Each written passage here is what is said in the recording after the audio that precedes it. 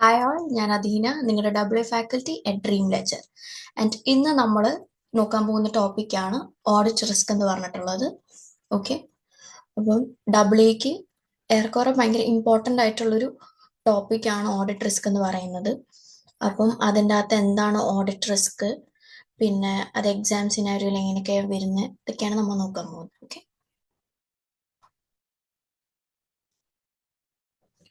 Okay ഞാൻ പറഞ്ഞ പോലെ ഇന്ന് നമ്മൾ നോക്കാൻ പോകുന്ന ടോപ്പിക്കാണ് ഓഡിറ്റ് റിസ്ക് എന്ന് പറഞ്ഞത്. അതായത് ഐസ 200, 315 ആൻഡ് 330 എന്ന് പറഞ്ഞു. ഓക്കെ, അപ്പം ഇന്ന് ഞാൻ കവർ ചെയ്യാൻ ഉദ്ദേശിക്കുന്നത്, ഞാൻ ഇതിൻ്റെ അകത്ത് ടോട്ടലി 8 ടോപ്പിക്സ് പറഞ്ഞിട്ടുണ്ട്. അതായത് എന്താണ് ഓഡിറ്റ് റിസ്ക്, പിന്നെ audit risk models, inherent risk, control risk, detection risk, പിന്നെ ഓഡിറ്റ് റിസ്ക് അസേർഷൻസും ഓഡിറ്റേഴ്സ് റെസ്പോൺസും പിന്നെ എക്സാം സ്റ്റൈൽ സിനാരിയോസും ആണ് ഇതിൻ്റെ അടിയിൽ വരുന്നത്. അപ്പം ഇന്ന് ഞാൻ കവർ ചെയ്യാൻ ഉദ്ദേശിക്കുന്ന ടോപ്പിക്സ് ആണ് എന്താണ് ഓഡിറ്റ് റിസ്ക് എന്നുള്ളതും, എന്തൊക്കെയാണ് ഓഡിറ്റ് റിസ്ക് മോഡൽ എന്നുള്ളതും, പിന്നെ എന്താണ് inherent risk, control risk and detection risk എന്നുള്ളത്. ഓക്കെ, അപ്പം നമുക്ക് ഫസ്റ്റ് എന്താണ് ഓഡിറ്റ് റിസ്ക് എന്ന് പറഞ്ഞ് നോക്കാം. അപ്പോൾ പേരിൽ നിന്ന് തന്നെ നിങ്ങൾക്ക് മനസ്സിലാവും ഓഡിറ്റിൽ വരുന്ന ഒരു റിസ്ക്. ഓഡിറ്റ് റിസ്ക് എന്ന് പറയുമ്പോൾ വേർഡ്സിൽ നിന്ന് തന്നെ സ്പ്ലിറ്റ് ചെയ്ത് നിങ്ങൾക്ക് എക്സ്പ്ലെയിൻ ചെയ്ത് തരുമ്പോൾ അങ്ങനെയാണ് വരുന്നത്. അപ്പം എന്താണ് ഓഡിറ്റ് റിസ്ക് എന്ന് പറയുന്നത്? According to the definition ISA 200, the risk that the auditor expresses an inappropriate opinion when the financial statements are materially misstated. അപ്പം നമുക്കറിയാം മെറ്റീരിയൽ മിസ്സ്റ്റേറ്റ്മെന്റ് എന്ന് പറയുമ്പോഴത്തേക്കും, അതായത് മിസ്സ്റ്റേറ്റ്മെന്റ് എന്ന് പറയുമ്പോൾ ഒരു തെറ്റ്. ഓക്കെ, അപ്പം മെറ്റീരിയൽ മിസ്സ്റ്റേറ്റ്മെന്റ് എന്ന് പറയുമ്പോഴത്തേക്കും പറയുന്നത് വെച്ചാൽ നമുക്കറിയാം നമ്മുടെ ഓഡിറ്റ് റിപ്പോർട്ട്. ഓക്കെ, നമ്മൾ ആസ് എൻ ഓഡിറ്റർ നമ്മൾ ഓഡിറ്റ് റിപ്പോർട്ട് കൊടുക്കുമ്പോൾ, അല്ലെങ്കിൽ ഈ നമ്മൾ കൊടുക്കുന്ന ഡോക്യുമെന്റ് ഒരാൾ വായിക്കുമോ? ഓക്കെ, അപ്പം ഇപ്പൊ രണ്ട് കമ്പനി ഉണ്ടെന്ന് വിചാരിക്കുക. അപ്പം എ ആൻഡ് ബി രണ്ട് കമ്പനീസ് ഉണ്ട്. അപ്പം ഈ റിപ്പോർട്ട് വായിക്കുന്നതിന് മുമ്പ് ഇപ്പം ഒരു ആള്, അതായത് നിങ്ങൾ അല്ലെങ്കിൽ ഞാനിപ്പം എ ആണ് ചൂസ് ചെയ്യാൻ തീരുമാനിച്ചത്. ഓക്കെ, അപ്പം ഞാൻ ഫിക്സ് ചെയ്തു എയിലാണ് ഞാൻ ഇൻവെസ്റ്റ് ചെയ്യേണ്ടത്, അല്ലെങ്കിൽ എ ആണ് ഞാൻ സെലക്ട് ചെയ്യുന്നത്. പക്ഷെ ഈ റിപ്പോർട്ട് വന്നു കഴിയുമ്പോഴത്തേക്കും എൻ്റെ ഡിസിഷൻ മൊത്തത്തിലേ മാറി. അതായത് ഞാൻ എൻ്റെ ഫസ്റ്റ് പ്രയോറിറ്റി വെച്ചിരുന്നത് ടോട്ടലി ചേഞ്ച് ആയിട്ട് ഞാൻ നേരെ ബി എന്ന് പറഞ്ഞ ഓപ്ഷൻ സെലക്ട് ചെയ്യുക. ഓക്കെ, അപ്പം അങ്ങനത്തെ ഒരു ചേഞ്ച്, അതായത് യൂസേഴ്സ് ഓഫ് ദി റിപ്പോർട്ടിനെ അവരുടെ ഡിസിഷനെ അത്രയ്ക്ക് ചേഞ്ച് ചെയ്യാൻ പറ്റുന്ന ഒരു തെറ്റിനെയാണ് നമ്മൾ മെറ്റീരിയൽ മിസ്സ്റ്റേറ്റ്മെന്റ് എന്ന് പറയുന്നത്. ഓക്കെ, അപ്പം അത്രയും വലിയ ഇൻഫ്ലുവൻസ് അത് ഉണ്ടാക്കും. അങ്ങനെ ഇൻഫ്ലുവൻസ് ചെയ്യുന്ന ഒരു തെറ്റിനെയാണ് നമ്മൾ മെറ്റീരിയൽ മിസ്സ്റ്റേറ്റ്മെന്റ് എന്ന് പറയുക. അതായത് ആ തെറ്റ് നിങ്ങൾ വായിക്കുമ്പോൾ നിങ്ങൾ ഇതെന്തായാലും വേണ്ട, അപ്പൊ ഇവിടെ ഇത്രയും പ്രശ്നമുണ്ട്, നമുക്ക് ഇതിൽ നിന്ന് പിന്മാറാമെന്നോ അല്ലെങ്കിൽ അടുത്ത ഓപ്ഷൻ നോക്കാമെന്നോ, അങ്ങനെ നിങ്ങളെ ഇൻഫ്ലുവൻസ് ചെയ്യുന്ന തെറ്റുകളെയാണ് നമ്മൾ മെറ്റീരിയൽ മിസ്സ്റ്റേറ്റ്മെന്റ് എന്ന് പറയുന്നത്. അപ്പൊ എന്താണ് ഓഡിറ്റ് റിസ്ക് എന്ന് സിമ്പിൾ ആയിട്ട് പറഞ്ഞു കഴിഞ്ഞാൽ, ആസ് എൻ ഓഡിറ്റർ, ഇപ്പൊ നമ്മളാണ് ഓഡിറ്റർ എന്നെങ്കിൽ ആസ് എൻ ഓഡിറ്റർ ഇപ്പൊ ഞാൻ ഒരു ഫൈനാൻഷ്യൽ സ്റ്റേറ്റ്മെന്റ്, ഒരു കമ്പനിയുടെ ഫൈനാൻഷ്യൽ സ്റ്റേറ്റ്മെന്റ്സ് റിവ്യൂ ചെയ്തു. റിവ്യൂ ചെയ്യുമ്പോഴത്തേക്കും അവിടെ ഇതേപോലത്തെ വലിയൊരു മെറ്റീരിയൽ മിസ്റ്റേറ്റ്മെന്റ് ആ ഫൈനാൻഷ്യൽ റിപ്പോർട്ടിലുണ്ട്. പക്ഷെ ഞാനത് കണ്ടില്ല. എന്നിട്ട് ഞാൻ പറയുക, ഓക്കെ, ഈ ഫൈനാൻഷ്യൽ സ്റ്റേറ്റ്മെന്റ്സ് ഫുള്ള് കറക്റ്റ് ആണ്, ഇതിൽ ഒരു മിസ്റ്റേക്കും ഇല്ല. അപ്പൊ ഞാൻ അവിടെ ഒരു തെറ്റായ ഒരു ഒപ്പീനിയൻ ആണ് പ്രൊവൈഡ് ചെയ്യുന്നത്. അങ്ങനത്തെ ആ ഒരു മിസ്റ്റേക്കിനെയാണ്, അല്ലെങ്കിൽ അങ്ങനത്തെ ഒരു റിസ്കിനെയാണ് ഓഡിറ്റ് റിസ്ക് എന്ന് പറയുന്നത്. അതാണ് ഇവിടെ പറഞ്ഞിരിക്കുന്നത്. സിമ്പിൾ ആയിട്ട് എക്സ്പ്ലെയിൻ ചെയ്തിരിക്കുന്നതാണ്, the auditor gives a clean opinion but the financial statements contain a material error or fraud. അതായത് ഭയങ്കര വേണ്ടപ്പെട്ട മെറ്റീരിയൽ ആയിട്ടുള്ള ഒരു എററോ ഫ്രോഡോ ഫൈനാൻഷ്യൽ സ്റ്റേറ്റ്മെന്റ്സിൽ ഉണ്ടായിരുന്നു. പക്ഷെ അത് കാണാണ്ട് ഒരു ക്ലീൻ ഒപ്പീനിയൻ, അതായത് ഇതിനകത്ത് തെറ്റുകളൊന്നും ഇല്ല എന്നുള്ളൊരു ഒപ്പീനിയൻ നമ്മൾ കൊടുത്തു. അപ്പൊ അതിനെയാണ് ഓഡിറ്റ് റിസ്ക് എന്ന് പറയുന്നത്. അപ്പം ഇങ്ങനത്തെ ഒരു ഒപ്പീനിയൻ നമ്മൾ ആസ് എൻ ഓഡിറ്റർ കൊടുക്കുമ്പോൾ എന്തൊക്കെ സംഭവിക്കാം? ലീഗൽ കേസസ് വരാം, ലീഗൽ സൂട്ട്സ് വരാം. അതായത് ഈ യൂസേഴ്സ്, അതായത് നമ്മുടെ ഫൈനാൻഷ്യൽ റിപ്പോർട്ട് ബേസ് ചെയ്തിരിക്കുന്ന അല്ലെങ്കിൽ അത് ഉപയോഗിക്കുന്ന ആൾക്കാർ ഇങ്ങനത്തെ ഒരു ആ റിപ്പോർട്ട് നോക്കിയിട്ടായിരിക്കും ഇങ്ങനത്തെ തീരുമാനങ്ങൾ എടുക്കുന്നത്. അപ്പൊ എന്ത് പറ്റും? നമ്മൾ അങ്ങനത്തെ ഒരു തെറ്റായ ഒപ്പീനിയൻ കൊടുക്കുമ്പോഴത്തേക്കും അവർക്ക് നമ്മളെ സ്യൂ ചെയ്യാൻ പറ്റും, നമ്മുടെ ഇടയിൽ കേസ് കൊടുക്കാൻ പറ്റും. പിന്നെ രണ്ടാമത്തെന്ന് വെച്ച് കഴിഞ്ഞാൽ ഡിസിപ്ലിനറി ആക്ഷൻ ആണ്. അതായത് ആസ് എൻ ഓഡിറ്റർ, അല്ലെങ്കിൽ ഇപ്പൊ നമ്മൾ ACCA പഠിക്കുന്ന സ്റ്റുഡൻസ് ആണെങ്കിൽ നമ്മളൊരു പ്രൊഫഷണൽ ബോഡിയുടെ ഒരു മെമ്പറാണ്. അപ്പൊ അങ്ങനത്തെ സിറ്റുവേഷൻസിൽ എന്താ പറ്റുന്നത് വെച്ചാൽ നമുക്ക് അവിടുന്ന് ഡിസിപ്ലിനറി ആക്ഷൻസ് ഉണ്ടാവാം, നമ്മൾ ഇങ്ങനത്തെ ഒരു ഓഡിറ്റർസ് അല്ലെങ്കിൽ ഇങ്ങനത്തെ ഒരു ഒപ്പീനിയൻ പ്രൊവൈഡ് ചെയ്യുമ്പോഴത്തേക്ക്. മൂന്നാമത്തെ വരുന്നതെന്ന് വെച്ചാൽ റെപ്യൂട്ടേഷണൽ ഡാമേജ്. നമുക്കറിയാം, നിങ്ങളിപ്പോൾ നോക്കുമ്പോൾ തന്നെ ഒരു കേസോ ഏതെങ്കിലും ഒരു കമ്പനി അല്ലെങ്കിൽ എന്തെങ്കിലും ഒരാളുടെ പേരിൽ ഒരു കേസ് വരുമ്പോൾ അത്രയും നാളത്തെ അയാളുടെ റെപ്യൂട്ടേഷൻ ആണ് പോകുന്നത്. അപ്പം ഇത് മൂന്നുമാണ് നമ്മൾ ഇങ്ങനത്തെ ഒരു ഒപ്പീനിയൻ കൊടുത്തു കഴിഞ്ഞാൽ ഇങ്ങനത്തെ ഒരു റിസ്ക് സംഭവിച്ചാൽ നമുക്ക് സംഭവിക്കുന്ന കാര്യങ്ങൾ. ഓക്കെ, അപ്പൊ ഇതിൻ്റെ അകത്ത് താഴത്തെ ഞാൻ ചെറുതായിട്ട് കൊടുത്തിരിക്കുന്നത് കീ ഒബ്ജക്റ്റ് എന്ന് വെക്കുമ്പോൾ ഇത് കുറയ്ക്കാൻ വേണ്ടിയിട്ട് obtain sufficient appropriate evidence to reduce audit risk to an acceptably low level. അതായത് നമുക്ക് എന്ത് ചെയ്യാൻ പറ്റും, അപ്പോൾ ഓഡിറ്റ് എവിഡൻസസ് കളക്ട് ചെയ്ത് വെക്കാൻ പറ്റും. അപ്പൊ നമ്മൾ എവിഡൻസ് കളക്ട് ചെയ്യുമ്പോഴത്തേക്കും നമുക്ക് ഓഡിറ്റ് റിസ്ക് നല്ലോണം കുറയ്ക്കാൻ പറ്റും. അതായത് ഒരു ആക്സെപ്റ്റബിൾ ലെവലിലേക്ക് നമുക്ക് കുറയ്ക്കാൻ വേണ്ടിയിട്ട് നമുക്ക് എന്താ ചെയ്യാൻ പറ്റുമെന്ന് വെച്ചാൽ ഓഡിറ്റ് എവിഡൻസസ് കൂടുതൽ കളക്ട് ചെയ്യുക എന്നുള്ളതാണ്. ഓക്കെ, അപ്പൊ നിങ്ങൾക്ക് എല്ലാവർക്കും ഓഡിറ്റ് റിസ്ക് എന്താണെന്നുള്ളതും ആൻഡ് അത് സംഭവിച്ചു കഴിഞ്ഞാൽ നമുക്ക് എന്തൊക്കെ സംഭവിക്കുന്നതെന്നുള്ളൊരു ഐഡിയ കിട്ടും. ഇനി അടുത്ത നമ്മൾ പറഞ്ഞ ടോപ്പിക്കാണ് ഓഡിറ്റ് റിസ്ക് മോഡൽ എന്ന് പറഞ്ഞത്. ഇപ്പം നിങ്ങൾക്ക് ഓഡിറ്റ് റിസ്കിന്റെ ഡെഫിനിഷൻ അറിയാം. ഓക്കെ, എന്താ ഓഡിറ്റ് റിസ്ക് എന്ന് ചോദിക്കുമ്പോൾ നിങ്ങൾക്ക് അതിന് ഉത്തരം കൊടുക്കാൻ അറിയാം. ഇനി അടുത്തത് നമ്മൾ നോക്കാൻ പോകുന്ന ഓഡിറ്റ് റിസ്കിൽ എന്തൊക്കെയാണ് വരുന്നതെന്നുള്ളതാണ്. നമുക്ക് നോക്കാം. ഇവിടെ ഞാൻ എഴുതിയിട്ടുണ്ട്, audit risk is equal to risk of material misstatement into detection risk. അതായത് ഓഡിറ്റ് റിസ്കിൽ വരുന്നത് റിസ്ക് ഓഫ് മെറ്റീരിയൽ മിസ്റ്റേറ്റ്മെന്റ്, ഇപ്പൊ നമുക്കറിയാം എന്താണ് മെറ്റീരിയൽ മിസ്റ്റേറ്റ്മെന്റ് എന്ന്, ഇൻടു ഡിറ്റക്ഷൻ റിസ്ക്. അപ്പം റിസ്ക് ഓഫ് ഇപ്പൊ ഡിറ്റക്ഷൻ റിസ്ക് പേര് കേൾക്കുമ്പോൾ തന്നെ നിങ്ങൾക്ക് എന്ത് ഡിറ്റക്ഷൻ റിസ്ക് എന്ന് പറയുമ്പോൾ അതൊരു ടൈപ്പ് ഓഫ് റിസ്ക് ആണ്. ഓക്കെ, ഡിറ്റക്ട് ചെയ്യാൻ പറ്റാതെ വരുന്ന ഇപ്പോൾ സംഭവിക്കുന്ന ഒരു റിസ്ക് ആണ് ഡിറ്റക്ഷൻ റിസ്ക്. ഈ റിസ്ക് ഓഫ് മെറ്റീരിയൽ മിസ്റ്റേറ്റ്മെന്റ് എന്താ? റിസ്ക് ഓഫ് മെറ്റീരിയൽ മിസ്റ്റേറ്റ്മെന്റ് എന്ന് പറയുന്നതാണ് ഇൻഹെറന്റ് റിസ്കും കൺട്രോൾ റിസ്ക്. ഓക്കെ, അപ്പോൾ ഓഡിറ്റ് റിസ്കിന്റെ ഫോർമുല എന്ന് പറയുന്നത് audit risk is equal to risk of material misstatement and detection risk. And risk of material misstatement എന്താ? അതാണ് RMM. അതിനെയാണ് ഇൻഹെറന്റ് റിസ്കും കൺട്രോൾ റിസ്കും കൂടെ കൂടിച്ചേരുന്നതാണ് risk of material misstatement. Okay, അപ്പം നമുക്ക് എന്ത് പറയാം, audit risk is equal to ഈ RMMനെ നമുക്ക് നേരെ ഇൻഹെറന്റും കൺട്രോൾ റിസ്കും അവിടെ എടുത്തിടാം. അപ്പൊ എന്ത് പറ്റും, audit risk is equal to inherent risk, control risk and detection risk. ഈ മൂന്ന് റിസ്കും കൂടെ ഒരുമിച്ച് വരുമ്പോഴാണ് നമ്മൾ അതിനെ ഓഡിറ്റ് റിസ്ക് എന്ന് പറഞ്ഞ് വിളിക്കുന്നത്. ഓക്കെ, അപ്പൊ ഈ ഇൻഹെറന്റും കൺട്രോളും ഡിറ്റക്ഷൻ എന്താണെന്നാണ് നമ്മൾ ഇനി അടുത്തത് നോക്കാൻ പോകുന്നത്. അപ്പൊ ഇതിൻ്റെ അകത്ത് വേറെ എന്ന് വെച്ച് കഴിഞ്ഞാൽ ഇൻഹെറന്റ് റിസ്കും കൺട്രോൾ റിസ്കും. ഇപ്പൊ നമ്മൾ ഓഡിറ്ററാണ്, നമ്മൾ കമ്പനീനെ ഫൈനാൻഷ്യൽ സ്റ്റേറ്റ്മെന്റ്സ് ഓഡിറ്റ് ചെയ്യാൻ പോകുന്ന ആൾക്കാരാണ്. അപ്പൊ ഈ ഇൻഹെറന്റും കൺട്രോൾ റിസ്ക് എന്ന് പറയുന്ന റിസ്കും ഇത് രണ്ടും നമ്മുടെ കൺട്രോളിലുള്ള ഒരു റിസ്ക് അല്ല. അതാണ് ഞാൻ ഇവിടെ കൊടുത്തിരിക്കുന്നത്. ഇൻഹെറന്റ് റിസ്ക് IR, ക്ലയന്റ് ആണ് beyond the auditors control. Control risk CR, ക്ലയന്റിന്റെ ആണ് beyond the auditors control. Detection risk അത് ഓഡിറ്റർ ആണ് കൺട്രോൾ ചെയ്യുന്നത്. ഓക്കെ, ബാക്കി രണ്ടും എന്ന് പറയുമ്പോൾ നിങ്ങൾക്ക് കിട്ടുന്ന ക്ലയന്റിനെ ഡിപ്പെൻഡ് ചെയ്തിട്ടുള്ള റിസ്ക് ആണ് ഇൻഹെറന്റും കൺട്രോൾ റിസ്കും. പക്ഷെ ഡിറ്റക്ഷൻ റിസ്ക് എന്ന് പറയുന്നത് പേര് ഞാൻ നേരത്തെ പറഞ്ഞ പോലെ നമുക്ക് ഡിറ്റക്ട് ചെയ്യാൻ പറ്റാത്തപ്പോൾ സംഭവിക്കുന്ന റിസ്ക് ആണ് ഡിറ്റക്ഷൻ റിസ്ക്. അപ്പൊ ഇതിൻ്റെ അകത്ത് ആകപ്പാട് ഓഡിറ്ററിന്റെ കൺട്രോളിൽ നിൽക്കുന്ന ഒരേ ഒരു റിസ്കേ ഉള്ളൂ, അതാണ് ഡിറ്റക്ഷൻ റിസ്ക്. ബാക്കി രണ്ടെണ്ണം ക്ലയന്റിന്റെ കയ്യിലാണ്. ഓക്കെ, അപ്പൊ നിങ്ങൾക്ക് മനസ്സിലായില്ലേ? അപ്പൊ നിങ്ങളിപ്പോൾ നോക്കിയതാണ് ഓഡിറ്റ് റിസ്ക് മോഡൽ. ഓഡിറ്റ് റിസ്കിന്റെ ഫോർമുല എന്താണ്? Control risk, detection risk and inherent risk. And ഈ മൂന്ന് റിസ്കിലും ഓഡിറ്ററിന് കൺട്രോൾ ഉള്ള ഒറ്റ റിസ്ക് ഉള്ളൂ, അതാണ് ഡിറ്റക്ഷൻ റിസ്ക്. ഓക്കെ, ഇതാണ് ഓഡിറ്റ് റിസ്ക് മോഡൽ. ഇനി നമുക്ക് അടുത്തത് ഇൻഹെറന്റ് റിസ്ക് എന്താ, കൺട്രോൾ റിസ്ക് എന്താ, ഡിറ്റക്ഷൻ റിസ്ക് എന്താന്ന് നോക്കാം. അപ്പൊ എന്താണ് ഇൻഹെറന്റ് റിസ്ക്? ഓക്കെ, അപ്പൊ ഇതിൻ്റെ അകത്ത് അതിന്റെ എന്താ ഡെഫിനിഷൻ പറയുന്നതാണ് the susceptibility of an assertion to material misstatement before consideration of any related controls. ഒന്നും മനസ്സിലായില്ല അല്ലേ? സിമ്പിളായി പറഞ്ഞു കഴിഞ്ഞാൽ അതായത് നമുക്ക് അവോയ്ഡ് ചെയ്യാൻ പറ്റാത്ത ഒരു റിസ്ക്, അതായത് ഒരു പ്രോബബിലിറ്റി ആണ്, ഇപ്പൊ അൺസർട്ടനിറ്റി കാരണം അല്ലെങ്കിൽ അങ്ങനെ വരുന്ന ഒരു റിസ്ക് ആണ് ഇൻഹെറന്റ് റിസ്ക് എന്ന് പറയുന്നത്. സിമ്പിൾ ആയിട്ട് ഒരു എക്സാമ്പിൾ വെച്ച് ഞാൻ പറയാം. അതായത് നിങ്ങൾ സൈക്കിൾ ഓടിക്കുക. നമുക്ക് മിക്ക ആൾക്കാർക്കും സൈക്കിൾ ഓടിക്കാൻ അറിയാം.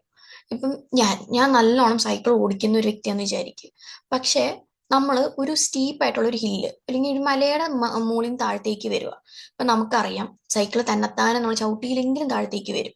ഓക്കെ, അപ്പൊ ആ സമയത്ത് നമ്മൾ അങ്ങനെ സൈക്കിൾ ഓടിച്ച് വരുമ്പോഴത്തേക്കും അവിടെ നിങ്ങൾ എത്ര അടിപൊളിയായിട്ട് വണ്ടി സൈക്കിൾ ഓടിക്കുന്ന ആൾക്കാരാണെങ്കിൽ കൂടെ അവിടെ മര്യാദയ്ക്കുള്ള വഴി അല്ലാത്തത് കൊണ്ടോ അല്ലെങ്കിൽ വല്ല കല്ല് ഇതായത് കൊണ്ടോ അല്ലെങ്കിൽ അതൊരു ഇറക്കമായത് കൊണ്ടോ അവിടെ നിങ്ങൾ വീഴാൻ എപ്പോഴും ഒരു ചാൻസ് ഉണ്ട്. അത് നമുക്ക് അവോയ്ഡ് ചെയ്യാൻ പറ്റില്ല. നിങ്ങളിപ്പം സൈക്കിൾ ഓടിക്കാൻ എക്സ്പേർട്ട് ആണെങ്കിൽ പോലും അവിടെ എപ്പോഴും അങ്ങനത്തെ ഒരു പോസിബിലിറ്റി ഉണ്ട്. ആൻഡ് അങ്ങനത്തെ ഒരു പോസിബിലിറ്റീനെയാണ് നമ്മൾ ഇൻഹറന്റ് റിസ്ക് എന്ന് പറഞ്ഞ് വിളിക്കുന്നത്. ആ റിസ്കിനെയാണ് നമ്മൾ ഇൻഹറന്റ് റിസ്ക് എന്ന് വിളിക്കുന്നത്. ഇപ്പൊ ഇതിനു വേണ്ടി നിങ്ങൾക്ക് എന്ത് ചെയ്യാൻ പറ്റും? ഹെൽമെറ്റ് ഇടാൻ പറ്റും, അല്ലെങ്കിൽ കയ്യിൽ മറ്റേ ക്യാപ്സും മറ്റേ പാഡും ഇതൊക്കെ വെക്കാൻ പറ്റും. അതൊക്കെ ഓക്കെ. ഇതൊക്കെ നിങ്ങൾക്ക് ആ റിസ്ക് കൺട്രോൾ ചെയ്യാൻ പറ്റും. അതായത് വീണ് കഴിഞ്ഞാൽ നിങ്ങൾക്കൊന്നും പറ്റാണ്ടിരിക്കാൻ വേണ്ടി നിങ്ങൾക്ക് ഇതൊക്കെ യൂസ് ചെയ്യാം. പക്ഷെ അപ്പോഴും അവിടെ വീഴുന്ന ഒരു റിസ്ക് ഉണ്ടാവും. പക്ഷെ നമുക്കത് മിറ്റിഗേറ്റ് ചെയ്യാനുള്ള സ്റ്റെപ്സ് നോക്കാൻ പറ്റും. അപ്പം അങ്ങനെ നമുക്ക് അവോയ്ഡ് ചെയ്യാൻ പറ്റാത്ത എക്സ്റ്റേണലി വരുന്ന റിസ്കിനെയാണ് ഇൻഹറന്റ് റിസ്ക് എന്ന് പറഞ്ഞ് വിളിക്കുന്നത്. ഇപ്പൊ ഒരു ഐഡിയ കിട്ടിയില്ലേ? ഈ ഡെഫിനിഷൻ ഒന്നും പഠിച്ചു വെക്കേണ്ട ആവശ്യമില്ല. നിങ്ങൾക്ക് ശരിക്കും ഇൻഹറന്റ് റിസ്ക് എന്താണെന്ന് അറിഞ്ഞാൽ മതി. കാരണം സിനാരിയോയിൽ അല്ലെങ്കിൽ ക്വസ്റ്റ്യൻ ചോദിക്കുമ്പോൾ നിങ്ങളുടെ അടുക്കെ എന്താണ് ഡെഫിനിഷൻ എന്ന് പറഞ്ഞായിരിക്കില്ല എഴുതാൻ ചോദിക്കുക. നിങ്ങളോട് ആ സിനാരിയോ വായിച്ചിട്ട് അതിനകത്ത് നിന്ന് ഐഡന്റിഫൈ ചെയ്യാനായിരിക്കും വരിക. അപ്പം ഇൻഹറന്റ് റിസ്ക് എന്താണെന്ന് നിങ്ങൾ അറിഞ്ഞു വെച്ചിരിക്കണം. ഓക്കെ. അപ്പം ഈ ഇൻഹറന്റ് റിസ്കിന്റെ കീ ഫാക്ടേഴ്സ് എന്തൊക്കെയാണെന്ന് നമുക്ക് നോക്കാം. ഓക്കെ. ഫസ്റ്റ് ആണ് കോംപ്ലക്സിറ്റി. നമുക്കറിയാം, ഇപ്പൊ നിങ്ങൾക്ക് ഒരു കോംപ്ലക്സ് ആയിട്ട് ഇപ്പൊ മാത്സിലോ ഈ ഏതെങ്കിലും സബ്ജക്റ്റിൽ നിങ്ങൾക്ക് കോംപ്ലക്സ് ആയിട്ടുള്ള ഒരു സിറ്റുവേഷനോ അല്ലെങ്കിൽ ഒരു പ്രോബ്ലം തരുവാണെങ്കിൽ അത് നിങ്ങൾക്ക് കുറച്ചുകൂടെ പാടായിരിക്കും. അതപ്പോൾ ചെയ്യാൻ പറ്റാണ്ടിരിക്കാനുള്ള ചാൻസ് കൂടുതൽ. അതേപോലെ തന്നെ ഇപ്പൊ നിങ്ങൾക്ക് കിട്ടുന്ന കമ്പനീസോ അല്ലെങ്കിൽ എന്തെങ്കിലും കാൽക്കുലേഷൻസോ അത് കുറച്ച് കോംപ്ലക്സിറ്റി കൂടിയതാണ്, അല്ലെങ്കിൽ നിങ്ങളുടെ നോളജിന്റെ അബവ് ആണെങ്കിൽ അവിടെ ഈ ഇൻഹറന്റ് റിസ്കിന്റെ ചാൻസ് കൂടുതലാണ്. അതേപോലെ തന്നെയാണ് സബ്ജക്റ്റിവിറ്റി. സബ്ജക്റ്റിവിറ്റി എന്ന് പറയുന്നത് വെച്ചാൽ നമുക്കറിയാം, ഈ ഇപ്പൊ നമ്മൾ പ്രൊവിഷൻസ് എടുക്കുവാണെങ്കിലും അല്ലെങ്കിൽ എസ്റ്റിമേറ്റ്സ് ഒക്കെ നമ്മൾ കാൽക്കുലേറ്റ് ചെയ്യുമ്പോഴത്തേക്കും അത് നമ്മുടെ ജഡ്ജ്മെന്റ് യൂസ് ചെയ്തിട്ടാണ്. അപ്പം ഈ മാസം ഇപ്പൊ റെന്റ് ഇത്രയായിരുന്നു, അടുത്ത മാസം ചിലപ്പോൾ ഇത് തന്നെ ആയിരിക്കും, അല്ലെങ്കിൽ ഇത് ഇവിടെ ഇങ്ങനെ പണി നടക്കുന്നതുകൊണ്ട് ചിലപ്പം ഒരു 500 രൂപയും കൂടെ കൂടിയേക്കാം എന്ന് പറഞ്ഞ് നമ്മൾ കാണിക്കുവാണെങ്കിൽ അത് നമ്മുടെ എസ്റ്റിമേഷൻ ആണ്. കറക്റ്റ് നമുക്ക് അറിയില്ല അത് വരും കറക്റ്റ് ആണോ ഇല്ലയോ എന്നുള്ളത്. അങ്ങനത്തെ എസ്റ്റിമേഷൻസും ജഡ്ജ്മെന്റും യൂസ് ചെയ്യുന്ന സമയത്താണ് അവിടെ ഇൻഹറന്റ് റിസ്ക് വരാം. അതാണ് സബ്ജക്റ്റിവിറ്റി എന്ന് പറയുന്നത്. പിന്നെ വരുന്നതാണ് ചേഞ്ച്. ചേഞ്ച് എന്ന് പറയുമ്പോഴത്തേക്കും എന്തെങ്കിലും പുതിയ പോളിസീസ് വരുന്നതോ പുതിയ സിസ്റ്റംസ് ഇൻട്രൊഡ്യൂസ് ചെയ്യുന്നതോ അല്ലെങ്കിൽ പുതിയ പ്രോഡക്ട്സ് ഒക്കെ വരുമ്പോഴത്തേക്കും നമുക്ക് അതിനെപ്പറ്റി വലിയ അറിവില്ല എന്നുണ്ടെങ്കിൽ അവിടെ ഇൻഹറന്റ് റിസ്ക് കൂടുതലായിരിക്കും. പിന്നെ അൺസർട്ടനിറ്റി, മെയിൻ സംഭവം. ഇൻഹറന്റ് റിസ്കിന്റെ മെയിൻ സംഭവമാണ് അൺസർട്ടനിറ്റി. എന്ത് വേണമെങ്കിലും എപ്പോൾ വേണമെങ്കിലും സംഭവിക്കാം. ഇപ്പൊ കോവിഡ് വന്ന സമയത്ത് ആരെങ്കിലും വിചാരിച്ച കോവിഡ് വരും അല്ലെങ്കിൽ 2 ഇയേഴ്സ് അങ്ങനെ പോകും എന്നൊക്കെ. അപ്പൊ ആ സമയത്ത് കമ്പനീസിനെ അത് നല്ല രീതിയിൽ എഫക്ട് ചെയ്തിട്ടുണ്ട്. അല്ലെങ്കിൽ എന്തെങ്കിലും പോളിസി ചേഞ്ചസ് വരുമ്പോഴൊക്കെ ചില കമ്പനീസിനെ നല്ല രീതിയിൽ എഫക്ട് ചെയ്യും. അപ്പൊ അങ്ങനെ വരുന്ന സിറ്റുവേഷൻസ്, അത് ആ അൺസർട്ടനിറ്റിനെ നമുക്കൊന്നും ചെയ്യാൻ പറ്റില്ല. അപ്പൊ അത് ആ സമയത്തൊക്കെ ഇൻഹറന്റ് റിസ്ക്, അങ്ങനത്തെ കാര്യങ്ങളും ഇൻഹറന്റ് റിസ്ക് ഉണ്ടാവും. പിന്നെ മാനേജ്മെന്റ് ബയസ്. മാനേജ്മെന്റ് ബയസ് എന്ന് വെച്ച് കഴിഞ്ഞാൽ അതായത് incentive to overstate asset profit. അതായത് മാനേജ്മെന്റ് അവിടെ എന്തെങ്കിലും ഒരു ഫ്രോഡ് അല്ലെങ്കിൽ വേറെ എന്തെങ്കിലും ഒരു ഇതിൽ എന്തെങ്കിലും ഫ്രോഡ് അല്ലെങ്കിൽ അൺഫെയർ ആക്ടിവിറ്റീസ് നടത്തുന്നുണ്ടെങ്കിൽ അവിടെ ഇൻഹറന്റ് റിസ്ക് കൂടുതലാണ്. അത് പറയാനുള്ള കാരണം എന്ന് വെച്ചാൽ ഇപ്പൊ മാനേജ്മെന്റ് ലെവൽ ആകുമ്പോൾ അത് ടോപ്പ് ലെവലാണ്. അപ്പൊ ആ ലെവലിൽ ഫ്രോഡും കാര്യങ്ങളും നടക്കുമ്പോഴത്തേക്കും ഇവർക്കോ അല്ലെങ്കിൽ നമുക്കോ അവർ നല്ല രീതിയിൽ മറച്ചു വെച്ചിട്ടുണ്ടെങ്കിൽ കണ്ടുപിടിക്കാൻ കൂടുതൽ ബുദ്ധിമുട്ടായിരിക്കും. അപ്പൊ നാച്ചുറലി അവിടെ റിസ്ക്കും കൂടാൻ ചാൻസ് ഉണ്ട്. കാരണം അവർ മാനേജ്മെന്റ് ആയതുകൊണ്ട് ആ ലെവലിൽ അവർ ഇപ്പൊ അവരുടെ ഫൈനാൻഷ്യൽ സ്റ്റേറ്റ്മെന്റ്സ് ബെറ്റർ ആയിട്ട് കാണിക്കാൻ, അല്ലെങ്കിൽ ഇതിന്റെ അകത്ത് പറഞ്ഞിരിക്കുന്ന എക്സാമ്പിൾ എന്ന് വെച്ച് കഴിഞ്ഞാൽ ഇപ്പൊ അവർക്ക് ബോണസ് കിട്ടുന്നത്, ഇൻസെന്റീവ്സ് കിട്ടുന്നത് സെയിൽസ് അല്ലെങ്കിൽ വേറെ എന്തെങ്കിലും റിലേറ്റഡ് ആണ്, റിസൾട്ട് റിലേറ്റഡ് ആണെങ്കിൽ അവരത് കൂട്ടിക്കാണിക്കും, എന്നാലേ അവർക്ക് ബോണസ് കിട്ടുള്ളൂ. അപ്പൊ അങ്ങനത്തെ ചാൻസസ് മാനേജ്മെന്റ് മര്യാദയ്ക്കല്ല എന്നുണ്ടെങ്കിൽ അവിടെ ഇൻഹറന്റ് റിസ്ക് ഉണ്ടാവും. ഓക്കെ. അതിന്റെ ചില എക്സാമ്പിൾസ് ആണ് ഇവിടെ പറഞ്ഞിരിക്കുന്നത്. അതായത് PPE എന്ന് വെച്ചാൽ റിപ്പയർസ് ക്യാപിറ്റലൈസ് ചെയ്തിട്ടില്ല. ഫൈനാൻഷ്യൽ സ്റ്റേറ്റ്മെന്റ് ഏരിയാസിൽ വരുമ്പോഴത്തേക്ക് എങ്ങനെയായിരിക്കും ക്വസ്റ്റ്യൻ വരുമ്പോൾ, ഇപ്പൊ റിപ്പയർസ് ക്യാപിറ്റലൈസ് ചെയ്തു, അപ്പൊ എന്ത് പറ്റും? PPയുടെ റിപ്പയർസ് ക്യാപിറ്റൽ, അപ്പൊ PP ഓവർ സ്റ്റേറ്റഡ് ആയിരിക്കും. അല്ലെങ്കിൽ എന്താ റിസർച്ച് കോസ്റ്റ്, നമുക്കറിയാം റിസർച്ച് കോസ്റ്റ് ക്യാപിറ്റലൈസ് അല്ല ചെയ്യേണ്ടത്. അപ്പൊ അങ്ങനെ ചെയ്യുമ്പോൾ എന്താ സംഭവിക്കുക? ഇൻടാഞ്ചിബിൾ അസറ്റ്സ് ഓവർ സ്റ്റേറ്റഡ് ആയിരിക്കും. പിന്നെ ഇൻവെന്ററി കട്ട് ഓഫോ അല്ലെങ്കിൽ മറ്റേ നെറ്റ് റിയലൈസബിൾ വാല്യൂം കോസ്റ്റും അത് കണ്ടസ്റ്റേറ്റ് ചെയ്തിട്ടുണ്ട്, അല്ലെങ്കിൽ അവർ റൈറ്റ് ഡൗൺ ചെയ്തിട്ടില്ല. അപ്പൊ അങ്ങനെ വരുമ്പോൾ ഇൻവെന്ററി ഓവർ സ്റ്റേറ്റഡ് ആയിരിക്കും. റവന്യൂ ആണെങ്കിലും നമുക്ക് റവന്യൂ പെർഫോമൻസ് ഒബ്ലിഗേഷൻ മീറ്റ് ചെയ്യണതിന് മുമ്പ് തന്നെ നമ്മൾ റെക്കോർഡ് ചെയ്തിട്ടുണ്ടെങ്കിൽ എന്താ സംഭവിക്കുക? അവിടെ ഓവർ സ്റ്റേറ്റ്മെന്റ് ഉണ്ടാവും. അപ്പം ഇതൊക്കെയാണ് കുറച്ച് എക്സാമ്പിൾസ് ഫൈനാൻഷ്യൽ സ്റ്റേറ്റ്മെന്റ് ഏരിയാസിൽ എങ്ങനെ വരും. അപ്പൊ ഇൻഹെറന്റ് റിസ്ക് എന്തായെന്ന് നിങ്ങൾക്ക് മനസ്സിലായില്ലേ? ഇതാണ് ഒരു രീതിയിൽ നമ്മുടെ കൺട്രോൾ ഇല്ലാത്ത റിസ്ക്. നമുക്ക് ഇതിൻ്റെ അകത്ത് ആകെ ചെയ്യാൻ പറ്റുന്നതെന്ന് വെച്ചാൽ ഇത് മിറ്റിഗേറ്റ് ചെയ്യാൻ വേണ്ടി ചില സ്റ്റെപ്സ് നമുക്ക് അഡോപ്റ്റ് ചെയ്യാൻ പറ്റും, അത്രേ ഉള്ളൂ. ഓക്കെ, ഇനി അടുത്ത വരുന്ന ടോപ്പിക്കാണ് കൺട്രോൾ റിസ്ക്. അപ്പം എന്താണ് കൺട്രോൾ റിസ്ക്? നമ്മൾ കൺട്രോൾ ചെയ്യുമ്പോൾ വരുന്ന റിസ്ക് അല്ല, കമ്പനിയുടെ ഇന്റേണൽ കൺട്രോൾ പ്രോപ്പർ അല്ലെങ്കിൽ സംഭവിക്കുന്ന റിസ്ക് ആണ് കൺട്രോൾ റിസ്ക്. ഓക്കെ, അപ്പൊ അതാണ് ഇവിടെ എഴുതിയിരിക്കുന്നത്.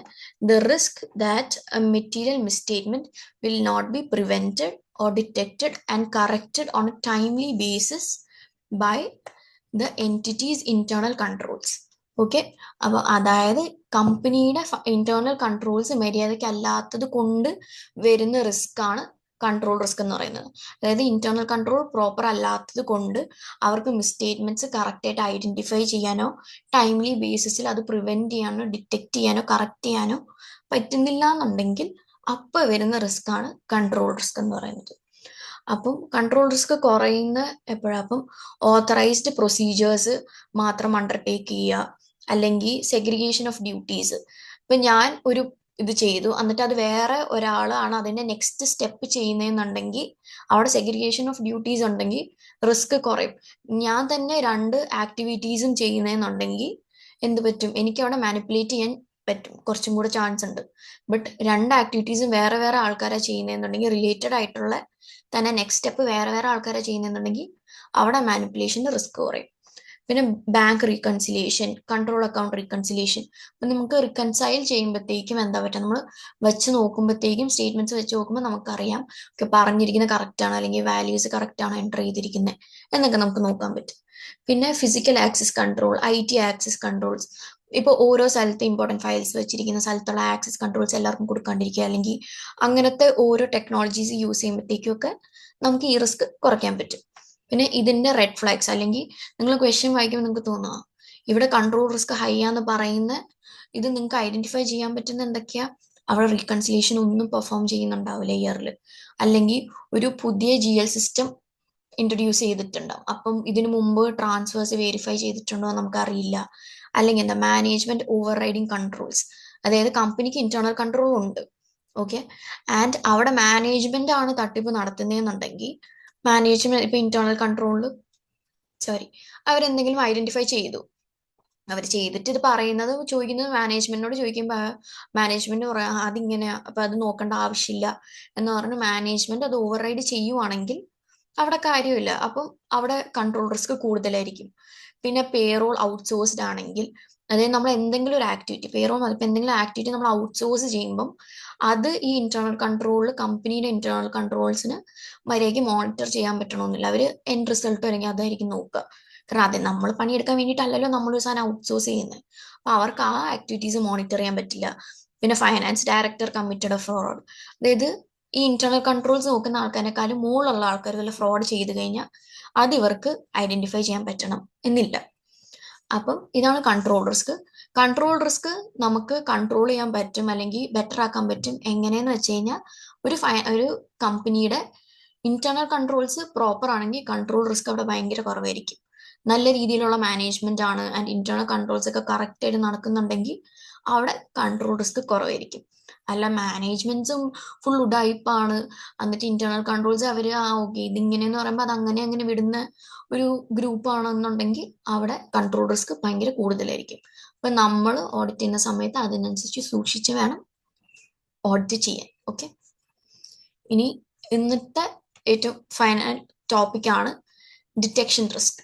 ഓക്കെ, അപ്പം ISA 200. അപ്പൊ എന്താണ് ഡിറ്റക്ഷൻ റിസ്ക് എന്ന് പറയുന്നതെന്ന് വെച്ചാൽ the risk that the procedures performed by the auditor will not detect a material misstatement that exists. ഇതാണ് ആസ് എൻ ഓഡിറ്റർ നമ്മുടെ കയ്യിൽ ആകെ ഉള്ള ഒരു റിസ്ക് എന്ന് പറയുന്നത്. നമുക്ക് കൺട്രോൾ ചെയ്യാൻ പറ്റുന്ന ഒറ്റ റിസ്ക് ഉള്ളൂ, അതാണ് ഡിറ്റക്ഷൻ റിസ്ക്. അതായത് നമ്മൾ പ്രൊസീജിയേഴ്സ് കണ്ടക്ട് ചെയ്യുമ്പോഴത്തേക്കും ആ പ്രൊസീജിയേഴ്സ് കണ്ടക്ട് ചെയ്തിട്ടും നമുക്കൊരു മെറ്റീരിയൽ മിസ്റ്റേറ്റ്മെന്റ് ഐഡന്റിഫൈ ചെയ്യാൻ പറ്റിയില്ല എന്നുണ്ടെങ്കിൽ അപ്പോൾ വരുന്ന റിസ്ക് ആണ് ഡിറ്റക്ഷൻ റിസ്ക് എന്ന് പറയുന്നത്. ഓക്കെ, അപ്പൊ ഓഡിറ്റ് റിസ്ക് എന്ന് പറയുമ്പോൾ ഇത് മൂന്നും കൂടെ ഒരുമിച്ച് വരുന്നതാണ് ഓഡിറ്റ് റിസ്ക്. അപ്പൊ ഈ ഡിറ്റക്ഷൻ റിസ്കിന് രണ്ട് ടൈപ്പ് ഉണ്ട്. ഓക്കെ, ഫസ്റ്റ് വൺ ആണ് സാമ്പിളിംഗ് റിസ്ക്. സാമ്പിളിന്റെ പേര് ഇരിക്കുമ്പോൾ തന്നെ നിങ്ങൾക്ക് സാമ്പിൾസ് കളക്ട് ചെയ്യുന്ന അങ്ങനത്തെ ഒരു സാധനം മനസ്സിൽ വരും. അത് തന്നെയാണ് സംഭവം. അതായത് നമ്മളൊരു സാമ്പിൾ കളക്ട് ചെയ്യും. അപ്പം നിങ്ങൾക്ക് ടാറ്റ ഗ്രൂപ്പ്സോ അല്ലെങ്കിൽ വേറെ ഏതെങ്കിലും വലിയ ഒരു ഗ്രൂപ്പിനെ കിട്ടണമെന്ന് വിചാരിക്കും. നിങ്ങൾക്ക് ചിലപ്പം ടൈം റെസ്ട്രിക്ഷൻസ് ഉണ്ടാവാം, അല്ലെങ്കിൽ അതിനനുസരിച്ചുള്ള റിസോഴ്സ് ഉണ്ടാവില്ല, അല്ലെങ്കിൽ ഒരു ഡെഡ് ലൈൻ ഉണ്ടാവും, അത് മീറ്റ് ചെയ്യേണ്ടി വരും. അല്ലെങ്കിൽ ശരിക്കും അവരുടെ ടാറ്റ ഗ്രൂപ്പിനൊക്കെ കിട്ടിയ കുറേ ഉണ്ടാവും നിങ്ങൾക്ക് വർക്കും. മറ്റേ ഓരോ ഇതും എടുത്തിട്ട് നിങ്ങൾക്ക് നോക്കി കംപ്ലീറ്റ് ചെയ്യാൻ പറ്റില്ല. അങ്ങനെയാണെങ്കിൽ ഓഡിറ്റ് തീരില്ല. അവരുടെ ഓഡിറ്റ് ഇങ്ങനെ നടന്നുകൊണ്ടേയിരിക്കും. അപ്പോൾ നമ്മൾ എന്താ ചെയ്യുക, അതിനുവരെ നമ്മൾ ഒരു സാമ്പിൾ സെലക്ട് ചെയ്യും. ഓക്കെ, ആ പോപ്പുലേഷൻ്റെ ഫുള്ള് നമ്മളൊരു കുറച്ച് സാമ്പിൾസ് എടുത്തിട്ട് അതിലായിരിക്കും പ്രൊസീജിയേഴ്സ് കണ്ടക്ട് ചെയ്യുക. അതിനെ ബേസ് ചെയ്തിട്ടായിരിക്കും നമ്മൾ കൺക്ലൂഷൻസ് ഫോം ചെയ്യുന്നത്. അതാണ് ഇവിടെ പറയുന്നത്, the sample tested is not representative of the whole population. അപ്പം എന്ത് പറ്റും, different conclusion from full testing. മനസ്സിലായോ? അതായത് നമ്മളൊരു സാമ്പിൾ സെലക്ട് ചെയ്തു. ഇപ്പം എൻ്റെ ക്ലാസ്സിൽ ഒരു 100 സ്റ്റുഡൻസ് ഉണ്ട്. ഓക്കെ, അതിൻ്റെ അകത്ത് ഒരു 30 സ്റ്റുഡൻസ് നല്ലോണം ഭയങ്കര ബ്രില്യൻ്റ് ആയിട്ട് പഠിക്കുന്നവരാ. ബാക്കി ഒരു 20 സ്റ്റുഡൻസ് ഒരു ലൈക്ക് ആവറേജ് ഒരു ഇതിലുള്ളതാന്ന് വിചാരിക്കും. ബാക്കി 50 പിള്ളേരും എന്താ, അവർക്ക് ചിലപ്പോൾ കുറച്ചുകൂടെ ടൈം വേണമായിരിക്കും, അല്ലെങ്കിൽ വേറെ രീതിയിലായിരിക്കും എക്സ്പ്ലെയിൻ ചെയ്യേണ്ട സിറ്റുവേഷൻസും സിനാരിയോസും ഒക്കെ. അപ്പം എൻ്റെ ഇത് അവർക്ക് ചിലപ്പോൾ സ്പീഡായിട്ട് തോന്നിയേക്കാം. ഇപ്പം ഞാനിപ്പം എൻ്റെ ക്ലാസ് ഇമ്പ്രൂവ് ചെയ്യാൻ വേണ്ടിയിട്ട് ഞാനൊരു ഇത് കുറച്ച് പിള്ളേരെ കൂട്ടിയിട്ട് 100 പേരോട് ചോദിക്കണമല്ലോ എന്ന് വിചാരിച്ച് ഒരു 10 പേരോട് ചോദിക്കാമെന്ന് ഞാൻ വിചാരിച്ചു. അപ്പം ഞാൻ ആ 10 പേരെ പിക്ക് ഔട്ട് ചെയ്തിട്ട് ഞാൻ അവരോട് ചോദിക്കാം. പക്ഷെ കഷ്ടകാലത്തിന് ഞാനിപ്പോൾ 10 പേരെ പിക്ക് ഔട്ട് ചെയ്യുന്ന വെച്ചാൽ ഫ്രണ്ട് റോയിലോ അല്ലെങ്കിൽ നടുക്കത്തെ റോയിന്നോ മാത്രം എടുക്കാമെന്ന് വിചാരിക്കും. ചിലപ്പോൾ ആ ഗ്രൂപ്പിൽ എല്ലാം നല്ലോണം പഠിക്കുന്ന പിള്ളേരോ അല്ലെങ്കിൽ ചിലപ്പോൾ ആവറേജ് പഠിക്കുന്ന പിള്ളേരോ ആയിരിക്കും.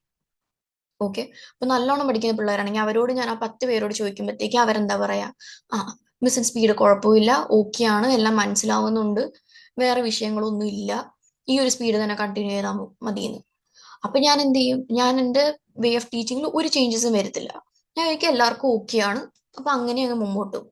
പക്ഷെ അന്നാ ബാക്കിലിരിക്കുന്ന അല്ലെങ്കിൽ കുറച്ചും കൂടെ ഇവരുടെ അത്ര ബ്രില്യൻ്റ് ആയിട്ടുള്ള സ്റ്റുഡൻറ്, ഞാൻ അങ്ങനത്തെ ഒരു ബ്രില്യൻ്റ് ആയിട്ടുള്ള സ്റ്റുഡൻറ് അല്ലായിരുന്നു. അപ്പൊ അത്ര ബ്രില്യൻ്റ് ആയിട്ടുള്ള സ്റ്റുഡൻറ് അല്ലാത്ത സ്റ്റുഡൻസിനാണെങ്കിൽ ചിലപ്പം ഞാൻ എടുക്കുന്ന ക്ലാസ്സസ് കുറച്ച് സ്പീഡായിട്ട് തോന്നിയേക്കാം. അപ്പം അങ്ങനത്തെ ഒരു കേസിൽ എന്ത് പറ്റും, ഞാൻ അവരുടെ ഒപ്പീനിയൻ കൺസിഡർ പോലും ചെയ്യുന്നില്ല. അവർക്കിത് ഫാസ്റ്റ് ആയിട്ട് തോന്നുന്നുണ്ടാവും. അപ്പം ഞാൻ ഡ്രോ ചെയ്ത കൺക്ലൂഷൻസ് കറക്റ്റ് ആണ് അല്ല. അപ്പം അങ്ങനെ വരുന്ന തെറ്റിനെയാണ് സാമ്പിളിംഗ് റിസ്ക് എന്ന് പറയുന്നത്. ഓക്കെ, അപ്പം അതാണ്, അതായത് ആ സാമ്പിൾ നമ്മൾ സെലക്ട് ചെയ്തത് ആ ഹോൾ പോപ്പുലേഷനെ റെപ്രസെന്റ് ചെയ്യുന്നില്ല. അപ്പൊ എന്ത് പറ്റും, നമ്മൾ ഡ്രോ ചെയ്യുന്ന conclusions തെറ്റായിരിക്കും.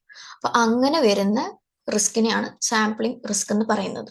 Okay, non sampling risk എന്ന് പറഞ്ഞു കഴിഞ്ഞാൽ നമ്മുടെ തന്നെ തെറ്റ്. അതായത് inappropriate procedure or failure to recognise a material misstatement, recognise a misstatement, അതായത് ഓഡിറ്റേഴ്സ് എറർ. അതായത് അവിടെ വേറെ സാമ്പിളിംഗ് സംഭവം ഒന്നുമില്ല. നമുക്ക് ആ ഓഡിറ്റ് പ്രൊസീജിയർ നമ്മൾ വേണ്ട സ്ഥലത്ത് മര്യാദയ്ക്കുള്ള ഓഡിറ്റ് പ്രൊസീജിയേഴ്സ് അല്ല നമ്മൾ ചെയ്തത്. അതുകൊണ്ട് നമുക്ക് അത് ഐഡന്റിഫൈയും ചെയ്യാൻ പറ്റിയില്ല. അതിനാണ് നോൺ സാമ്പിളിംഗ് റിസ്ക് എന്ന് പറയുന്നത്. അത് ഫുള്ള് നമ്മുടെ മിസ്റ്റേക്ക് ആണ്. ഓക്കെ, ഇപ്പൊ മനസ്സിലായില്ല എന്താണ് സാമ്പിളിങ്ങും നോൺ സാമ്പിളിംഗ് റിസ്ക് എന്നും. ഇത് രണ്ടുമാണ് ഡിറ്റക്ഷൻ റിസ്കിന്റെ അടിയിൽ വരുന്നത്. ഇപ്പൊ നമുക്ക് എങ്ങനെ ഈ ഡിറ്റക്ഷൻ റിസ്ക് കുറയ്ക്കാൻ പറ്റും? ഓക്കെ, അപ്പൊ നമുക്ക് ചെയ്യാൻ പറ്റുന്ന കാര്യമാണ് first one, assign more experience staff to high risk areas. അതായത് നമ്മളൊരു കമ്പനിയുടെ ഓഡിറ്റ് ആക്സെപ്റ്റ് ചെയ്യുന്ന ടൈമിൽ, ഇപ്പൊ കോംപ്ലക്സ് ആയിട്ടുള്ള കമ്പനിയാണ്, വലിയ കമ്പനിയാണെന്നുണ്ടെങ്കിൽ അവരുടെ ചില ഏരിയാസ് ഭയങ്കര റിസ്ക് കൂടിയതായിരിക്കും.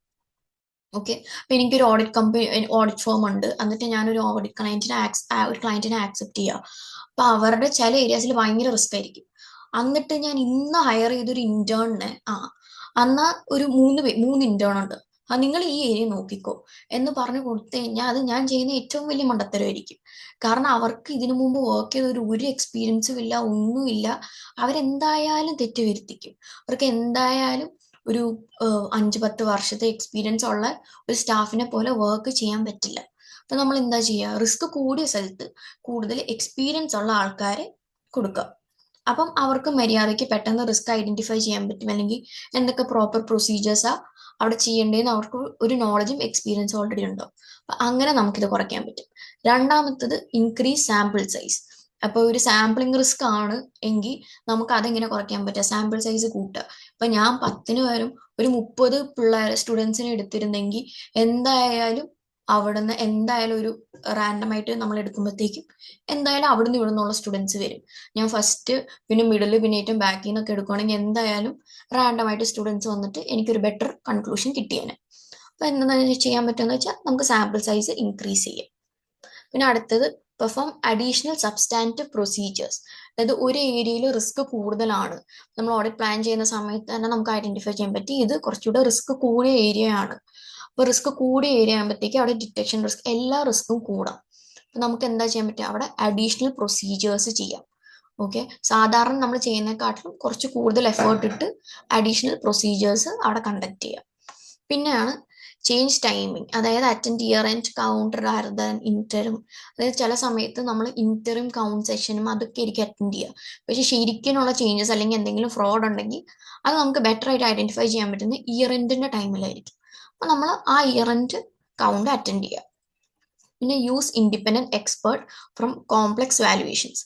അതായത് ഇപ്പൊ സിമ്പിൾ ആയിട്ട് പറഞ്ഞാൽ ഇപ്പൊ ഞാൻ ഡബിൾ എ എന്ന് പറഞ്ഞ ടോപ്പിക്കാണ് എടുക്കുന്നത്. ഓക്കെ, ഇപ്പൊ ടാക്സിൽ എനിക്ക് എന്തെങ്കിലും ഡൗട്ട് വന്നു, അല്ലെങ്കിൽ ടാക്സ് എന്ന് പറഞ്ഞൊരു ഏരിയ ഇതാക്കുകയാണെങ്കിൽ ഞാൻ ഇപ്പം എൻ്റെ കൊലീഗിനെ ആയിരിക്കും കൺസൾട്ട് ചെയ്യുക. ടാക്സിന്റെ എന്തെങ്കിലും ഒരു ഇതാണ് ഡൗട്ടാണ് അല്ലെങ്കിൽ എന്തെങ്കിലും കാര്യമാണെങ്കിൽ, കാരണം ആൾ ആ ഏരിയയിലാണ് എക്സ്പേർട്ട് ആയിട്ടുള്ളത്. അപ്പൊ ഞാൻ ആളുടെ അടുത്ത് കൺസൾട്ട് ചെയ്യും. അതേപോലെ തന്നെ നമ്മളിപ്പോൾ ഓഡിറ്റ് ചെയ്യുന്ന സമയത്ത് നമുക്ക് ഒരു ഏരിയയിലെ വാലുവേഷൻസ് അല്ലെങ്കിൽ വേറെ എന്തെങ്കിലും ഇതാണ്, ആൻഡ് അത് ബിയോണ്ട് അവർ നോളജ് ആണ്, അല്ലെങ്കിൽ അവിടെ കുറച്ചും കൂടെ എക്സ്പെർട്ടീസ് വേണം റിസ്ക് കുറയ്ക്കാൻ വേണ്ടിയിട്ട്.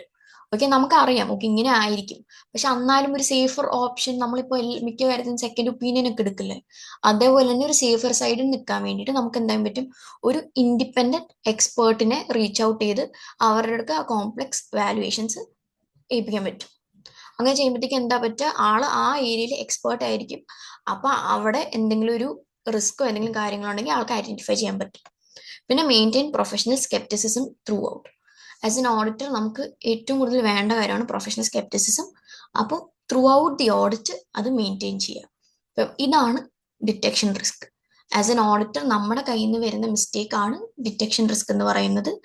ആൻഡ് നമ്മൾ അതിൻ്റെ അകത്ത് എന്തൊക്കെ ടൈപ്പ് ഉള്ളതെന്ന് നോക്കി, ആൻഡ് അത് കുറയ്ക്കാൻ വേണ്ടിയിട്ട് എന്തൊക്കെയാണ് ചെയ്യേണ്ടതെന്ന് നോക്കി.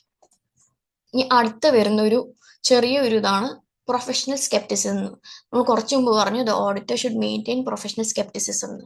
എന്താണ് ഈ പ്രൊഫഷണൽ സ്കെപ്റ്റിസിസം? അതായത് അതിന്റെ ഡെഫിനിഷൻ ആണ് an attitude including a questioning mind, being alert to conditions indicating possible misstatement due to fraud or error, and a critical assessment of audit evidence. അതായത് അതെന്തുകൊണ്ട് എന്നുള്ളൊരു തോട്ട് നിങ്ങളുടെ മൈൻഡിൽ ഉണ്ടാവും. നിങ്ങൾ ഓഡിറ്റ് ചെയ്യുന്ന സമയത്ത് FS നോക്കുമ്പം എന്തെങ്കിലും നിങ്ങൾക്ക് ഒരു സ്പെല്ലിംഗ് മിസ്റ്റേക്ക് കിട്ടി, ഇവിടെ എന്തോ പ്രശ്നമുണ്ട്. അപ്പൊ അത് വലുതല്ല വിട്ടളഞ്ഞേക്കാന്ന് പറഞ്ഞ് ഇതാക്കുവാണെങ്കിൽ അതിൽ കാര്യമില്ല. ചിലപ്പോൾ അവിടെ അത് കണക്ട് ചെയ്ത് വേറെ തെറ്റുകളുണ്ടാവും. അതായിരിക്കും വലിയ ഫ്രോഡോ മെറ്റീരിയൽ സ്റ്റേറ്റ്മെന്റിലോ ഒക്കെ എത്തിപ്പെടുന്നത്. അപ്പൊ ആ ചെറിയ ഇത് കാണുമ്പോൾ തന്നെ ഇത് എന്തുകൊണ്ടാ ഇങ്ങനെ, അതെന്തുകൊണ്ടാണ് ഇങ്ങനെയെന്ന് മാനേജ്മെന്റിനോട് ചോദിക്കുക, അല്ലെങ്കിൽ വേറെ ആൾക്കാരോട് ചോദിച്ചിട്ട് അത് മനസ്സിലാക്കുക. ആ ഒരു മൈൻഡ് സെറ്റിനാണ് പ്രൊഫഷണൽ സ്കെപ്റ്റിസിസം എന്ന് പറയുന്നത്. അതായത് the auditor must be alert to audit evidence that contradicts other evidence. അതായത് ഇൻവെന്ററി അവർക്ക് ഒരെണ്ണം മേടിച്ചു, അപ്പൊ അത് ഉണ്ടെന്ന് പറയുന്നുണ്ട് ഇവർ. ഓക്കെ, പക്ഷെ ഇൻവെന്ററി കൗണ്ട് എടുക്കുന്ന സമയത്ത് അത് കാണുന്നില്ല. അപ്പൊ എന്തുകൊണ്ട് ഇത് മാച്ച് ആവുന്നില്ല, അങ്ങനത്തെ സിറ്റുവേഷൻസ്. പിന്നെ information questioning the reliability of documents or management response. അതായത് മാനേജ്മെന്റ് പറയാം നമുക്ക് പൈസ കിട്ടാനുണ്ട്, പക്ഷെ അവര് തന്നോളും, അത് വിഷയമൊന്നുമില്ല. അപ്പം അവരെന്തുകൊണ്ട് അങ്ങനെ പറയാം, അപ്പൊ നമ്മളെ മാനേജ്മെന്റ് പറഞ്ഞെന്ന് വെച്ചാൽ അതങ്ങനെ വിട്ടുകളയരുത്. അവരെന്തുകൊണ്ട് അങ്ങനെ പറയുന്നു, അല്ലെങ്കിൽ നമുക്ക് ബാക്കി ആ പൈസ കിട്ടേണ്ട ആളുടെ നിന്ന് എന്തെങ്കിലും കറസ്പോണ്ടൻസോ എന്തെങ്കിലും കിട്ടിയിട്ടുണ്ടോ അതൊക്കെ വെരിഫൈ ചെയ്യുക. പിന്നെ conditions that indicate possible fraud. ഇപ്പൊ നിങ്ങൾ നിങ്ങളുടെ ജഡ്ജ്മെന്റ് യൂസ് ചെയ്തിട്ട് ഒരു ഏരിയയിൽ തോന്നുക ഇവിടെ എന്തോ തട്ടിപ്പ് നടക്കുന്നുണ്ട്, അല്ലെങ്കിൽ ഇവിടെ എന്തോ ഒരു കുഴപ്പമുണ്ട്, അങ്ങനത്തെ ഒരു ഇതുണ്ടെങ്കിൽ അത് നിങ്ങൾ ചോദിച്ചു തരണം. അല്ലാന്നുണ്ടെങ്കിൽ നിങ്ങൾക്ക് ആ ഫ്രോഡ് ഐഡന്റിഫൈ ചെയ്യാൻ പറ്റില്ല. പിന്നെ circumstances requiring additional procedures beyond those normally required. അതായത് ഞാൻ പറഞ്ഞു ചില ഏരിയസിൽ റിസ്ക് കൂടുതലായിരിക്കും, അല്ലെങ്കിൽ അഡീഷണൽ പ്രൊസീജിയേഴ്സ് വേണ്ടി വരും. അപ്പൊ അതൊക്കെ നിങ്ങൾക്ക് അവിടെ അഡീഷണൽ പ്രൊസീജിയേഴ്സ് ചെയ്യണമെന്നുള്ളൊരു ഇത് തോന്നുന്നത് ഈ പ്രൊഫഷണൽ സ്കെപ്റ്റിസിസം വെച്ചിട്ടാണ്. അതിന്റെ ഒരു എക്സാമ്പിൾ ആണ് ഇവിടെ. Receivables in 6 months is overdue, and finance director says it will be paid. They never been defaulted before. No allowance has been made. സാധാരണ അങ്ങനത്തെ ഒരു ഓവർ ഡ്യൂ ഉള്ളപ്പോൾ അവർ അലവൻസ് തരണം. ഫൈനാൻസ് ഡയറക്ടർ ഇങ്ങനെ പറഞ്ഞു വെച്ചാൽ നിങ്ങൾക്ക് എന്നാ ശരി കേട്ടോ എന്ന് പറഞ്ഞു പോകാൻ പറ്റില്ല. നിങ്ങളത് ചോദിക്കണം, നമ്മൾ പറയണം ഇതിനു മുമ്പ് അവർ വല്ല കറസ്പോണ്ടൻസ് അവരുടെ കയ്യിൽ നിന്ന് കിട്ടിയിട്ടുണ്ടോ, അതാണ് പറയുന്നത്. കസ്റ്റമർ കറസ്പോണ്ടൻസ് വല്ലതും കിട്ടിയിട്ടുണ്ടോ, അല്ലെങ്കിൽ ഡയറക്റ്റ് എക്സ്റ്റേണൽ കൺഫർമേഷൻസ് വല്ലതും കിട്ടിയിട്ടുണ്ടോ എന്ന് നോക്കണം.